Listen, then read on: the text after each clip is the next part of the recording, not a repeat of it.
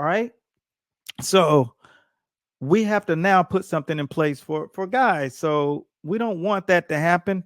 But as we table this, we have a guy who asked a question. So I'm gonna answer this is because this is a great question. He said, "What about weightlifting? All right, is weight training for boxing bad?" Okay, Kun,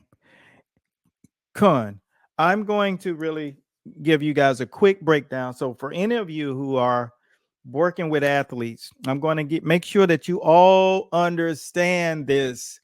I'm not going to talk about the weight training right now. What I'm going to talk about is the roles that you guys will all need as coaches, head coaches at the top of a program, right?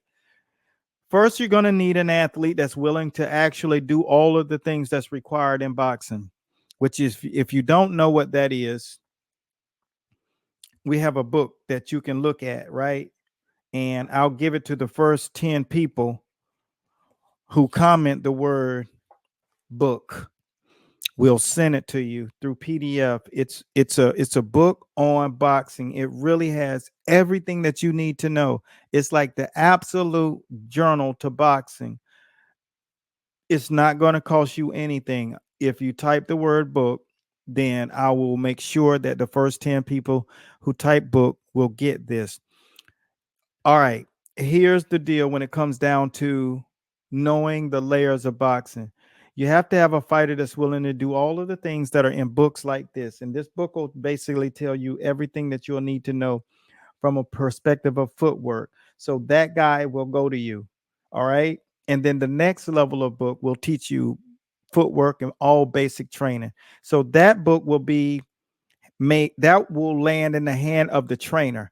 And the trainer is the person that takes the fighter and he shows him techniques, skills, skills and sets, and then he'll make sure that the boxer understands the concepts, right? These are the levels, right?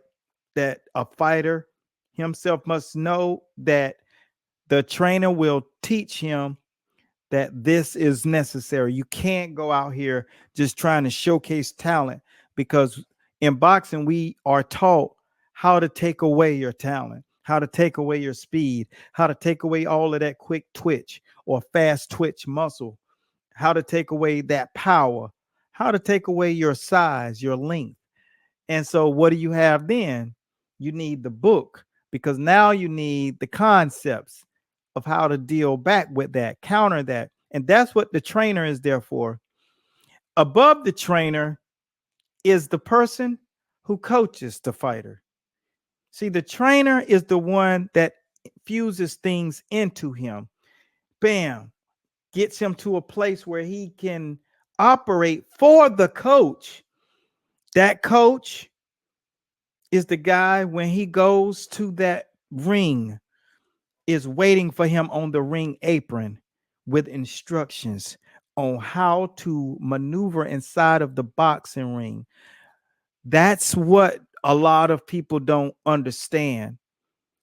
Now, that trainer has a co-partner on the physical side of things, because a trainer who focuses on technique in boxing should not disrespect the level of knowledge that an actual fitness trainer acquired, understanding training systems and muscle systems, cardiovascular development, VO2, all of these things, dexterity and bone densities. What is the level of bone density should a person who is now out of the amateurs going into the pros, what should their bone density be for the size that they are?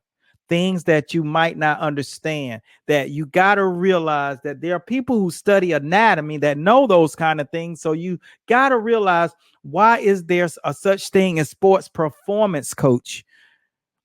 Let that guy do that, and stop, as a trainer, stop trying to instruct a fighter how to train, because you really have to start considering you're not a professional trainer.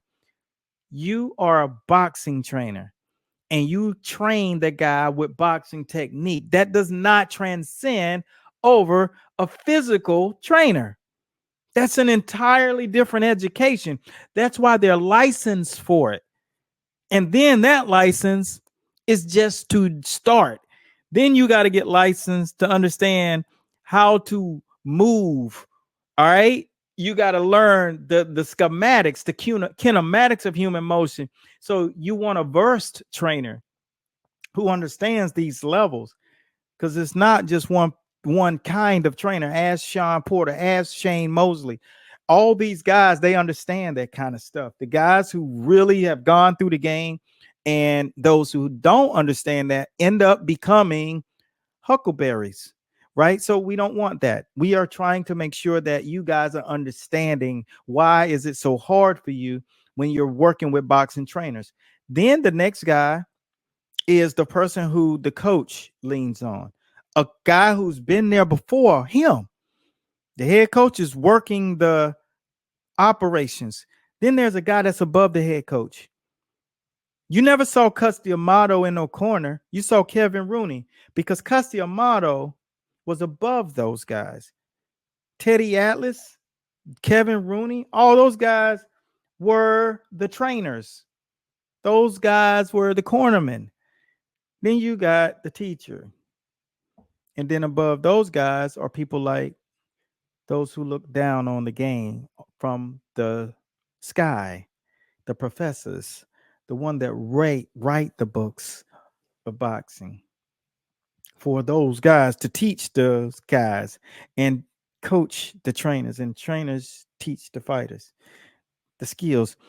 And now when we get back to this question is, does a fighter, is weight training not good for a fighter? Weight optimization is for fighters, meaning understanding kinematics of human motion. First, the most important thing a fighter needs is dexterity. That means the way he flows. You see how his combinations will come together, looseness, relaxation. You know what I'm saying? Knowing how to rubberneck, head pop, slide step. That's why I'm going to give you guys that footwork. All you got to do is type book, and we're going to give you that book footwork. We're not going to charge you. You just take that and you'll understand how much you don't know about footwork, right? It's just the premise of boxing. And then the next level is having the understanding of what you need to do now that you're in this position where you're loose, and now you want to be able to ricochet shots better. So one way we do that is make sure that we have a optimized muscle optimization program called 12 Peaks. And you learn how to use active muscle development, not just linear motions, because the human body is not meant to move in a straight line. Terrence Howard affirmed that. There are no real such things as straight lines, as it was proven. I didn't say it, the data does. So you got to realize, why is it everybody in their 50s, 60s, 70s, 80s are breaking down physically? They don't look like they did when they were 30. What is that? It's a lifetime of moving the wrong way, not understanding human motion, not understanding kinesiology, not understanding that you need more yoga than you need weight training.